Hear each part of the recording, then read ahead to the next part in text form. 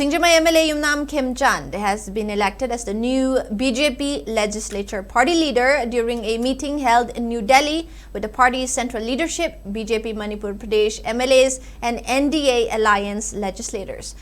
Two deputy chief ministers are expected to be appointed. They are Kangpokpi MLA Nemchak Kipgen and another from NPF. Home Minister is likely to be Bisnupur MLA Govindas Konthaujam.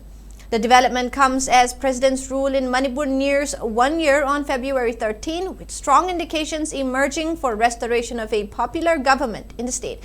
The process has gathered momentum after BJP Parliamentary Board appointed National General Secretary Tarun Chugh as the central observer for the election of the Legislature party leader in Manipur.